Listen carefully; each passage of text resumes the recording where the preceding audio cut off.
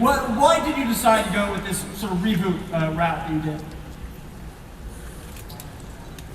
It's a good question, and it happened over a lumpy period of time. We always had talked about a sequel, not a remake, until this guy got involved. A sequel never really happened because Sam Raimi was making the biggest movies in Hollywood. Spider-Man took 10 years of his life. I've been on a TV show for 7 years. The highly rated Burn Notice. Thank you for noticing that. So when the hell were we going to do it? Each of these movies takes 2 or 3 years of our lives, so it didn't seem practical. Fede made a short on the internet called Panic Attack. If you haven't seen it, it's really cool. 2 weeks later, this schmo is in everybody's Hollywood office. He signs with CAA. I can't get these assholes on the phone, and he signed with them. Sorry, CAA, if some of you assholes are there. But anyway, so one of his meetings was with Sam. And Sam found out that he was an Evil Dead fan, and you can tell an Evil Dead fan who's a real Evil Dead fan because they won't fucking shut up about it. So that's how he knew. So they got to talking. They were going to make a feature version of Panic Attack, which got bogged down into development hell. Huge surprise. And so Fede started pitching ideas, and one of them was an Evil Dead without the Ash character with 5 new suckers, victims. And that way it would allow us, because Sam was very sensitive to the idea of being able to make another Evil Dead with the Ash character and allowing Fede to come up with his whole new take on a whole new series of movies. So when I'm in my golden years, I want to be able to introduce 4 Evil Dead movies and 3 other Evil Dead movies. I think 7 is a good number. So we're getting there. We're getting there. I just need a few more. So that's the short version. All right. Fede, I've seen the movie, and I gotta know, how the hell did you get an R rating for this? I love it. The rating disclaimer, people, says strong bloody violence and gore, some sexual content and language, which doesn't even begin to describe the stuff that's going down in this film. So did you have to take anything out to get that R rating, or what? No, I mean, MPA can really drive me crazy sometimes, and they were really helpful. In this one, they were really helpful. They were very precise about what was the problem, with the movie. Like if we were going to, based on the script, they would say like, well, that scene, they were a little bit too disturbing. That scene, I witness it, and so we never had to get rid of anything, which is the good news. They would just stream 5 frames and we got an R rating. So we're standing right on the line, and that way, this is definitely by far the hardest R-rated movie out there. I think they interpreted the carnage and mayhem as exuberant. Yeah. Rather than like torture porn, which makes you want to go back to your room and kill yourself. Let's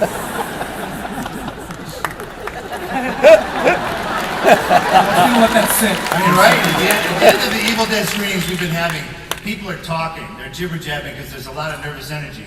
You watch a torture porn movie and they're all dead at the end of the movie. They've all killed. This isn't like that. This is. There's always a hero in an Evil Dead movie, right? Like the difference between this movie and other horror movies, I think, is there's always, instead of the characters being just victims, somebody always going to take a stand at the end and fight back, which is always awesome to watch. Yeah.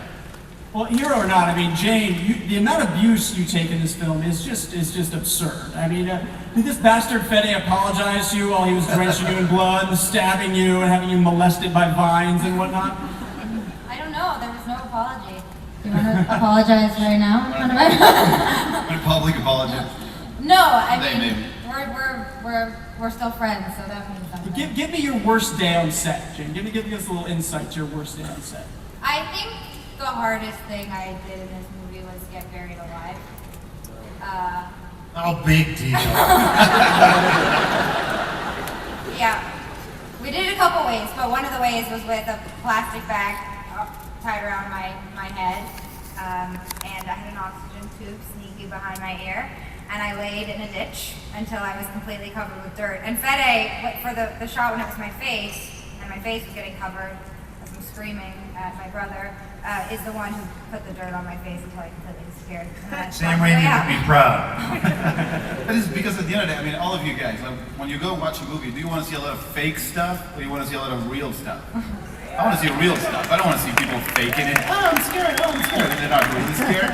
But I think at the end of the day, it was great for them. They were not faking it. They were, everything you had to see on the camera is like pretty real. What do you see on the screen? That's the whole point. No actors will ever work with you again. I mean, ever. Just human beings. Jessica, you didn't get off easy either. I mean, you've been around, you've done plenty of TV and movies, but have you ever had to cut, half your face off as any of those roles that have ever been part of the job description? No. I have done a few horror films, but this was probably the most extreme physically that I had to do. It was really tough and grueling, but really worth it. It looks incredible. How do you research cutting your face off with a piece of glass? Trial and error, Yeah, you don't.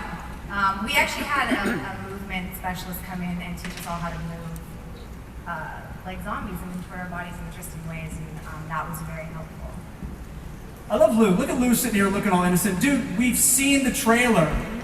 You're the one messing with the Book of the Dead. You're writing down notes, you're scribbling, incantations, you're reciting incantations. Like, this is all on you, man. This is all on you. I'm glad I had a Latin dictionary with me. It was really helpful to kill everyone. Well, you grew up in New Jersey, so clearly you've seen some scary shit. I can say that because I live in New Jersey, so that's all right. But were you prepared for this level of carnage when you signed on for this? No, I didn't even know what I was getting into, but I was really happy to get into it. I've been a fan since I was 15, and watching these things when you're 15 years old, and watching Bruce Campbell be amazing, and my favorite was Evil Dead 2, but now after watching Evil Dead 1 so many times, to not screw this one up for me, I have fallen in love with that one, and I just think it's one of the best trilogies, cult trilogies that we have, so why not make it awesome again? Hold on.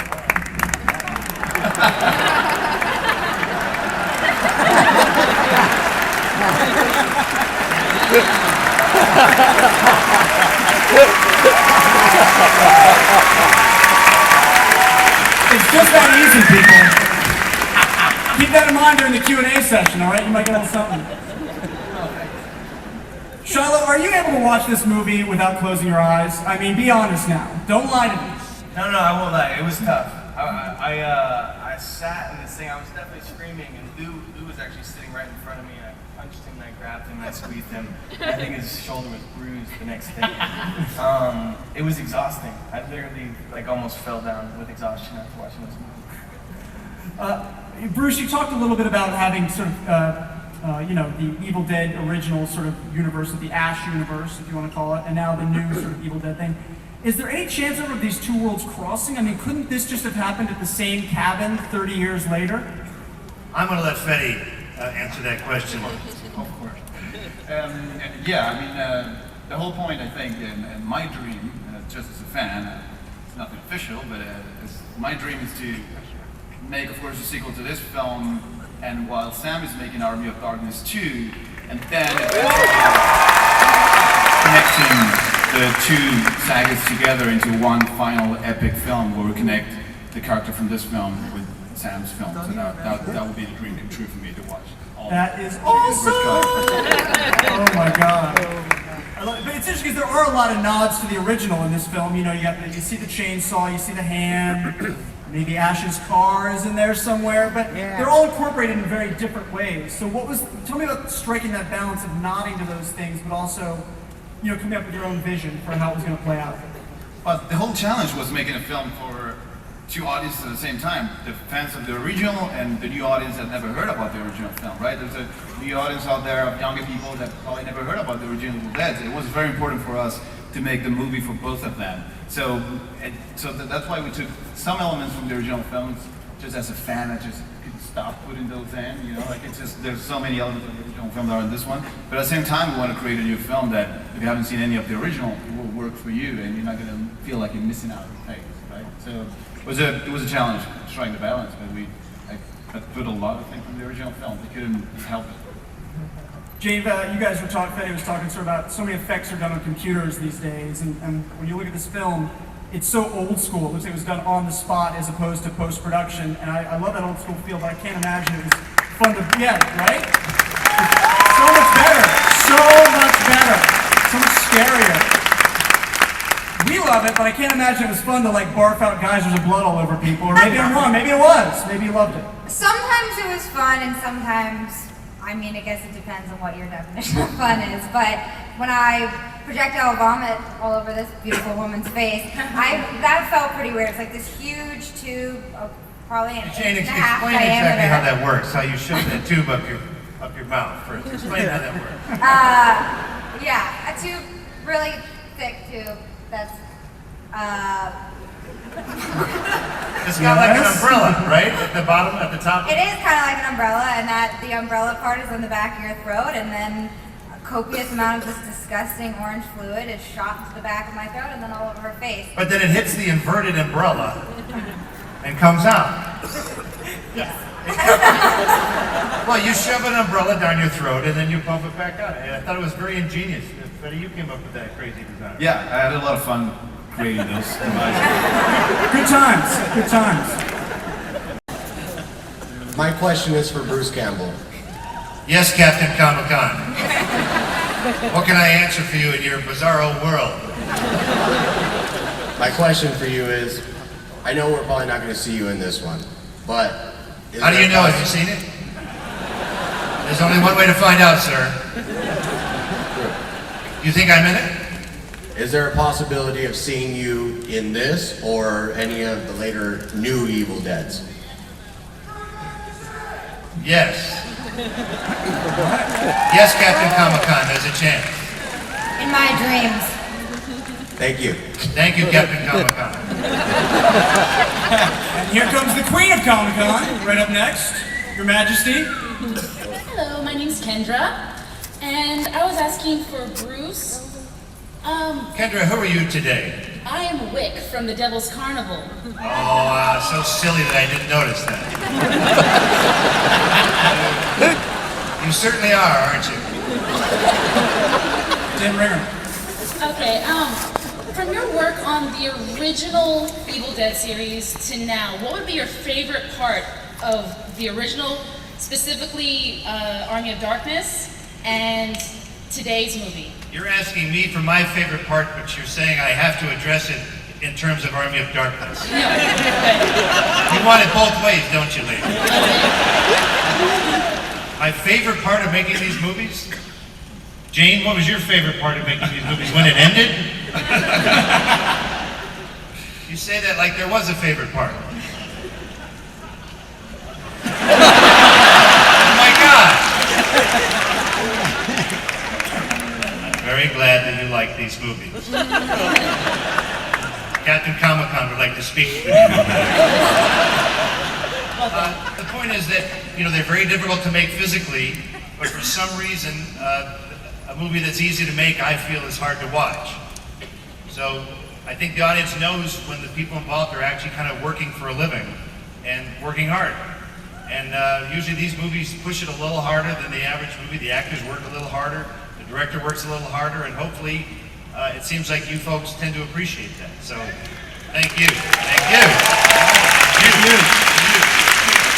Yes, sir. Hi, my name's Jeremy, and my question is for Bruce. What was it like coming back as a producer and reliving the carnage? What about the carnage? Reliving it. Do I what? What was it like reliving the carnage? What was it like reliving the carnage? What was it like watching other actors go through the carnage? Absolutely fantastic. I saw the first picture of Jane was sent from New Zealand, and she was in a tube top. She had a little bald cap on, and they were pouring the blue shit over her head to make the very first mold. She doesn't know this, but me and Sam and Rob passed this photo around to each other going, hey, she's in the soup! She's in the soup! Sorry, Jane, we really we care about you a lot. It was great to see her in the soup. Yes. Hi. I just wanted to know, when you guys sat down to do this what looks to be an amazingly horrific, violent rendition of a favorite film. What did you decide was the most important, elements that you had to keep? What was the heart and soul of the Evil Dead, franchise and movie? Fede, as a fan? Well, I think we decided not to, put ourselves any rules. It was all about having no rules. There was nothing that was going to be too much. Nothing was going to be too outrageous. Nothing was going to be too bloody. It had to be completely over the top and like something you've never seen before. Because when I've seen the original film, that was the experience I got out of it when I watched the original Dead. I thought like when I thought the scene was over, it was just beginning, right? That was the whole idea in the original film. I think that's what we're trying to do in this one too. When you think it's just gonna, it's not gonna get any worse, it's just beginning. I mean, that scene you just saw, that's quite early. It's like in one the of the movie, first. right? Things get Just getting warmed up. worse every moment, and that's quite early in the story. So imagine what it gets, right? So that was kind of the spirit of the original that we want to bring back. Thank you. Yes, sir. Hey guys, my name is Derek. I'm a huge Evil Dead fan, obviously that's why I'm here. I just wanted to ask Fede, what was the hardest part of the production? What particularly gave you a really hard time? Practical effects, anything?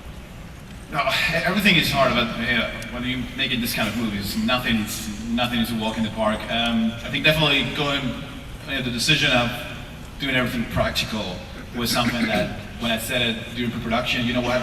I don't want to hear the word CGI on this set. When I said that, it sounded like fun. Then when I was shooting it, I was like, oh my God, what did I get into?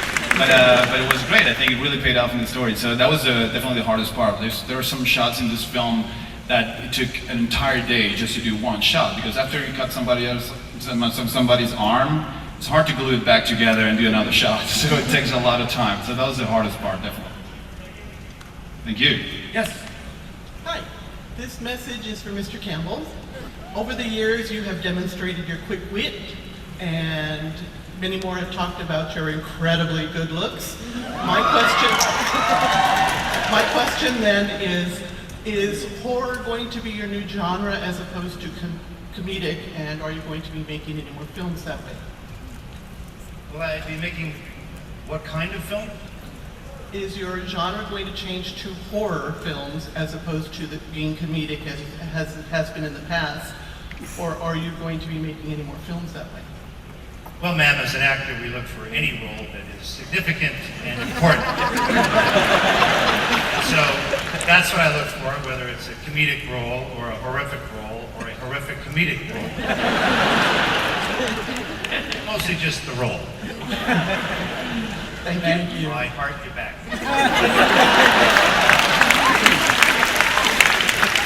Yes, sir. Hello. Yeah, that helped a lot putting that hat back on. My question is for Jane. Big fan of Spurgatory. My wife makes me DVR it. So. But anyway, my question was, what drove you to do this role? Because obviously all the other stuff you've done has been completely different, Fun Size and Spurgatory. So what drew you to this? I think the very first thing that I thought of was that attracted me to it was just that it was the diametric opposite to Spurgatory and to other comedies that I had worked on. And I was also really curious about the horror genre in general. I'm not a fan, but I get really scared easily and I don't see horror films that much, but there's something really compelling about them, and obviously people like them a lot. And I read the script and it's the horror of all horror films, so if I was going to be a part of it, this one was definitely the one I wanted to do. And also, I get to play a lot of different characters in this movie. And in Spurgatory, they will be burying her alive. What's up, man? How's it going? Bruce, huge fan of all your work, but this is for everyone. Since Evil Dead's such a cult classic, how intimidated were you to remake it? Let's go. Let's start with Lou and go down. Yeah, it was no pressure. Says the guy that read the Book of the Dead. I don't know. I loved it since I was a kid, and honestly, I didn't think that we could screw it up because it was written so well. I thought Rodo and Fede did such a good job with it. People sounded like they were talking to each other. They created sincere drama out of what was plot holes. Like, why are they at the cabin? Well, they answer that in this one. And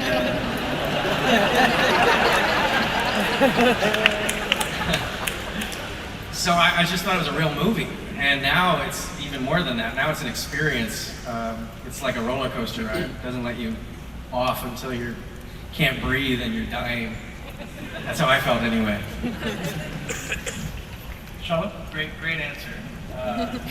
I think, I felt like if I thought about the pressure, there's an immense amount of pressure, and I think this fan base is probably one of the most loyal, sort of die-hard fan bases. I probably would have crumbled. So I tried to ignore it best I could and just trust in Fede and Bruce and trust that they were going to sort of lead us in the right direction. I wasn't at all familiar with the movies before we shot, and I'm actually grateful for that because I didn't have that pressure going in. I didn't feel it as much. And Bruce and Sam were amazing. They sent us all an email before just telling us to do our own thing and that they supported us wholeheartedly in what we were doing. And so I never felt it.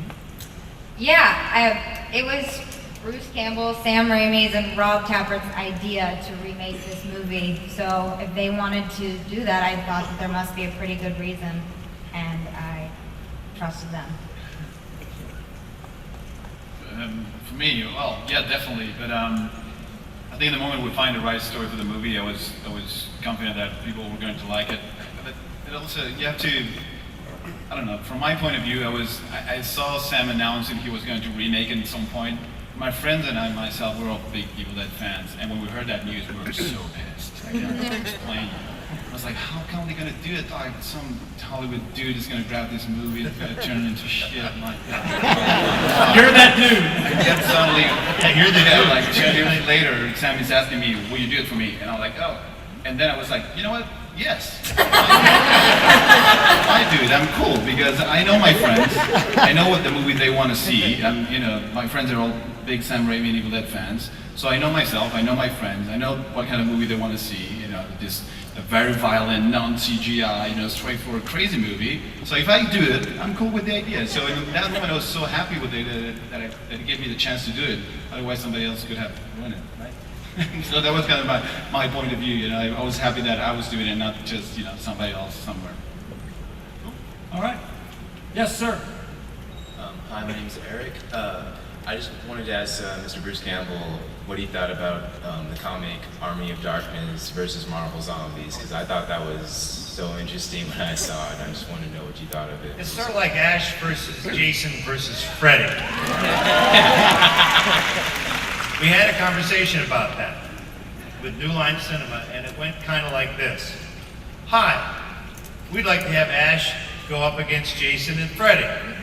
And we were like, great idea. Now Ash can kill both of them. And there was a big pause on the other end of the line. And they went, no, actually it can't. So we went, click. That was the entire conversation in a nutshell. Because if you can't kill those two losers, what's the point of being in it?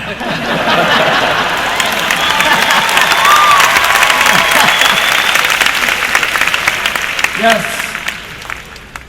Hi, my name is Judith, and speaking of fans, just to let you know, I lined up at 1:30 this morning to be the first one online and camped out all night and have been here all day just for this panel.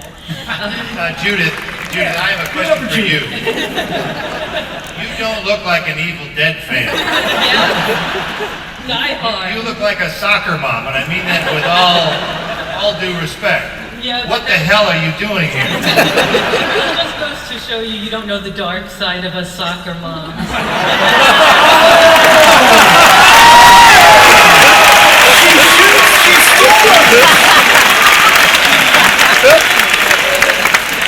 And the only downside is I had to choose between the panel and the signing because the two things were at the same time, and so I chose this because I'd have more face time with you guys and get to hear the stories. And because I'm kind of last to ask a question, most of my questions were answered, but my biggest fear on doing a remake is that, are people just doing it just for the sake of making a remake, or was there something that you guys really intended to do differently that you felt was missing from the first film? And you did kind of already answer that, so I just want to say thank you. I might elaborate just a little bit. Personally, I enjoyed the fact that we could make this movie all the way through without stopping 5, 6, 7 times over a 4-year period. I enjoyed that in the special effects you can't see the green garden hose that's spewing the blood that comes out. I am pleased that we hired actors that had a thing called experience. I am pleased that none of the equipment froze. No actors were injured that badly in making the movie. And that the movie might actually be coming out and get promoted enough that you might actually see it when it first comes out, not 15 years later.